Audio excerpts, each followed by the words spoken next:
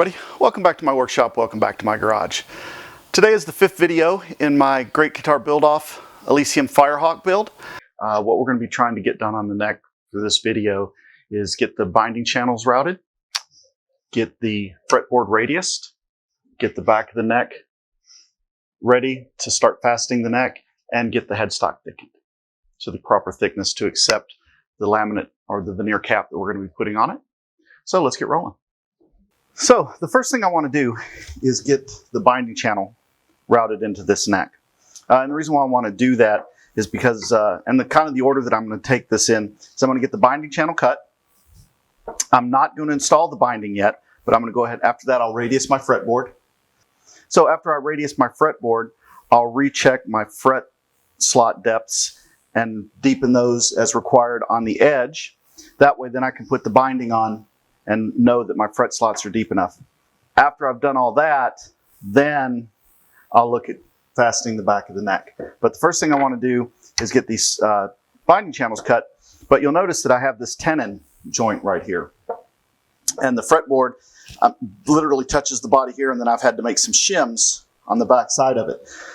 So the binding cutter, the bearing rides on top, and it cuts this. So what I'm doing is I'm going to use some blocks, put those blocks in there with super glue and masking tape. That way I can take on my router table, route these flush with the edge of the neck, and then I have a surface all the way down the length of my neck and fretboard to allow the bearing to ride on to cut the binding channel. I've already done this side, and now we'll get this one done. I want to be careful on this not to get super glue where I don't want it to be, because that'll end up gluing the wood to the neck wood, and I don't want that. So I've got to lay down some super glue, get this piece in there, butt it up tight against the fretboard, and then once this dries, what I can do now is my router table, a bottom bearing that'll ride along the edge of the fretboard, and that way the cutter will remove this excess material on this.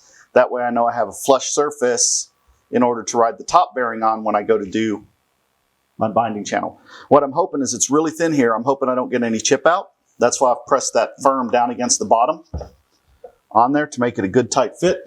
And then I'm not going to cut the full depth of the binding channel in one pass. I'll take a couple passes, raising it just a little bit each time. That way I take just a little bit off the fretboard and I'm not stressing it a whole lot here where there is minimal wood making contact.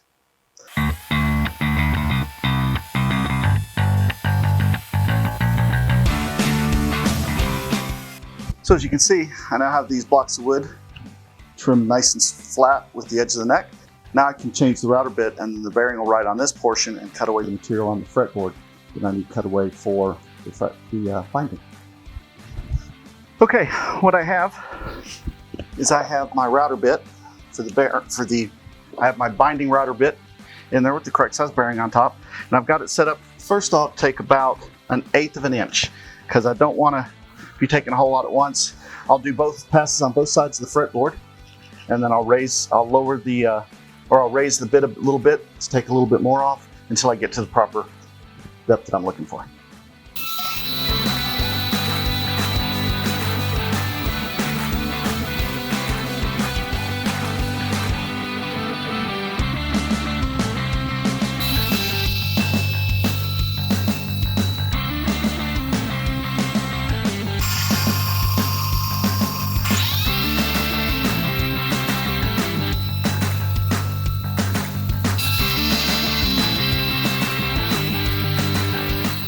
I don't know if you can see it, but I've left just a little bit of the fretboard before it hits the neck wood. I just put the binding up against it, and it really looks good with just that small line going right along the edge.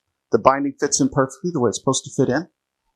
So what to do now is I can get this, start radiusing the fretboard, and then once the fretboard's radiused, I can double check my fret slots to make sure they're cut to the proper depth.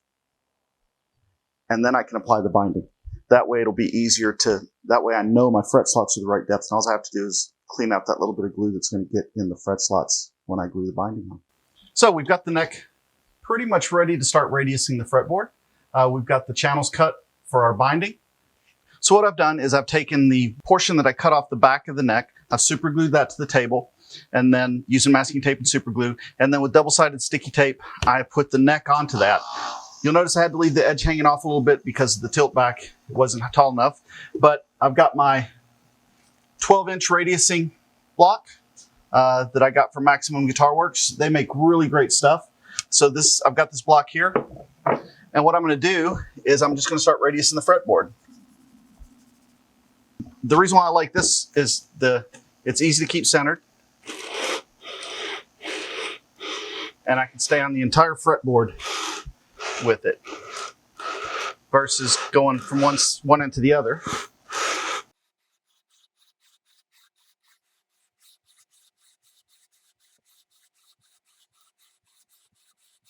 So as you can see, it's getting closer. Still got a little bit of a shiny spot right down the center. It's almost gone here at this end. So I need to just focus a little bit more on this end.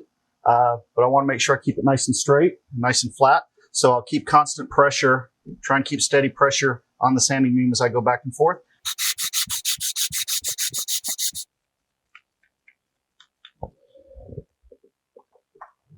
Take my number 12 radius gauge just to check.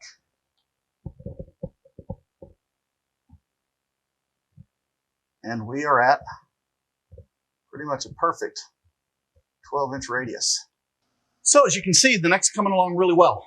The next thing to do, like I said, is I'm going to go ahead and get my fret slots set and make sure they're the right depth. I do have a gauge on my saw, so I can make sure that I set them right to the proper depth. So that's good. That way I don't have a lot of gap underneath the frets. But that's going to be the next step. All right, so what I've done is I've got my fret saw set up here with the stop on it at just slightly more than what the depth of the tang is. So now what I'm going to do is just go through each of the frets and make sure my slots are deep enough. And I know that I'm safe because I've got the guard in place.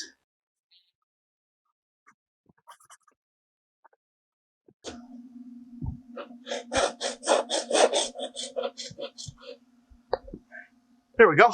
All the fret slots are done. A couple of them needed some attention, but overall they were in pretty good shape. So now what I'll do is I'll just get these all cleaned out, get some naphtha, and clean the edge of this fretboard before I look at gluing on the binding. All right, so it's time to get the binding on the sides of the neck. I'm going to try and do it with making a little bit less of a mess than what I did with the body. So I'm trying something different. What I'm going to do is I'm going to put some glue in a cup, and then I'm actually going to brush it on. It's got about a 2-minute work time, it says. So I should have time to brush it on and get the binding down.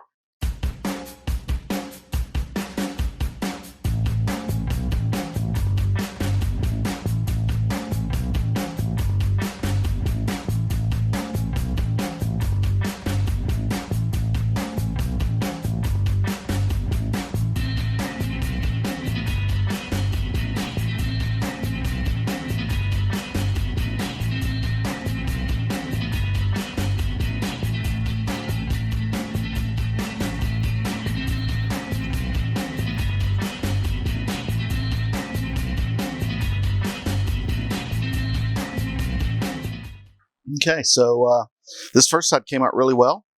There's no gaps in the binding that I can see between the binding in the bottom of the channel and the binding of the neck. I do have some scraping to do, a little bit of glue squeeze out, which is okay. And then also to level the binding with the edge of the neck, because it did swell a little bit. And then I've got about probably 3/64ths of material to remove from the top of the neck. The fret slots look pretty good. It doesn't look like a lot of glue went into them. There's a few that have some, but overall it looks like it's going to be a pretty straightforward job of cleaning this up. So let's get ready and get the other side glued up. Okay, now I'm just going to work on bringing this binding down on the sides a little bit, getting it closer to the fretboard. I want to be careful not to go too deep because I don't want my scraper catching in the fret slots. So I'm just taking it down, and then I'll use the radius beam to do a final sand on this and get it down to what I need it to be once I get my inlays and stuff put in. Alright, just finishing up the scraping now. So, let's take a look at it here in just a second.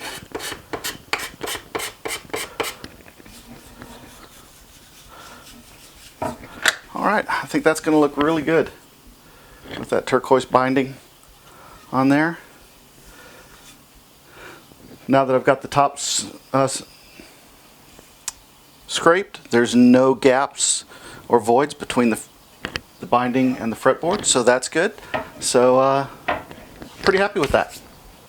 I've been really happy so far with the way this build's been coming out. Everything's been going together well. There was some issues with the neck tenon. I'm working through that, and I knew I was going to have those because I'd not really done a tenon before to make all that fit. But so far, I'm really liking the way the body's turned out with the binding, really liking the way the neck has turned out with the binding, and I'm also going to bind the headstock on it as well. So I think that's going to really kind of set this apart a little bit, and we'll keep building and see what we get. I think this is going to be a great guitar. All right, it's time to start working on the headstock shape. So what I've done is I've got it preliminary traced out here, similar to my 4-on-2 that I did for my 2 scratch builds, except this one's not going to be quite as pointy. I've rounded it off a little bit. Don't know if you can see that very well in the picture or not. But I've got my ears glued on. I just need to level those off and get that prepped. And then I've got a really nice piece of the walnut that I used for the top. It's been bookmarked together. This is a little bit of the cutoffs I was able to save. So I think this is going to make a really nice headstock. I do need to bring it down in thickness just a little bit because right now it is a little thicker than what I want it. But I'm going to run that through the belt sander a few times, get the thickness down to what it should be, get everything kind of rough cut to shape, leaving some room to go in and sand it back on my spindle sander and start getting the headstock roughed in. So what I did off camera is I trimmed the headstock veneer down close to the shape it's going to be. I got my truss rod access cover done, or hole, and then what I've done is out of Coca-Cola I've made a nice little insert. So that's going to be my truss rod cover. It's all ready to go together, so now I'm just going to get ready, and I think that's going to look really nice.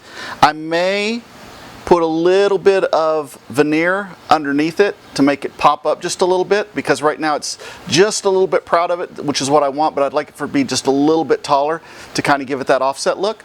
But that way it'll just drop down in there, and I think that Coca-Cola will be a real nice match for the Coca-Cola fretboard, which is mainly the reason why I did it. So it's time to go ahead and get this headstock veneer glued up. Okay, so what I've got is I've got my clamps ready. I've got the headstocks both cut roughly to shape. There's some overlap and overhang at the moment. I'm not too concerned about that. I've got a good center line established on my headstock veneer and on my headstock itself, so I know where my center line is. So it's just time to glue it up. I've got my nut ready, because what I'm going to do is I'm going to press the headstock veneer straight flush up against the nut as I clamp it in. That way it's a good snug fit. That way I know I don't have to worry about cutting stuff when it's done, maybe just a little bit of filing to clean some of the glue up. The other thing I'm going to do is I'm going to mark my truss rod location where the truss rod hole is, so I kind of know where not to put glue, because I want that area to stay clear.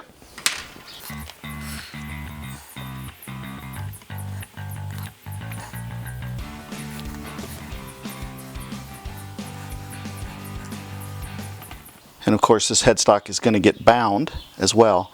I'm going to use tortoiseshell binding like I did with the body and on the neck.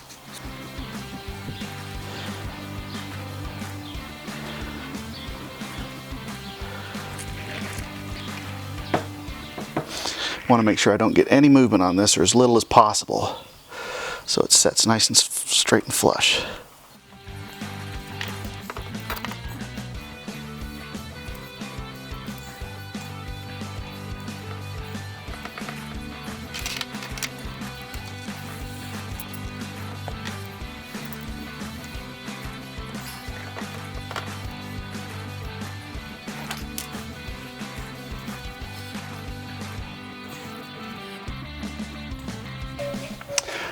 Alright, well that's going to wrap up this video. I hope you've enjoyed what you've seen so far. Please click like and subscribe if you like what I'm doing. Leave a comment below. Let me know how things are going, what you think of my build so far. And until next time, take care.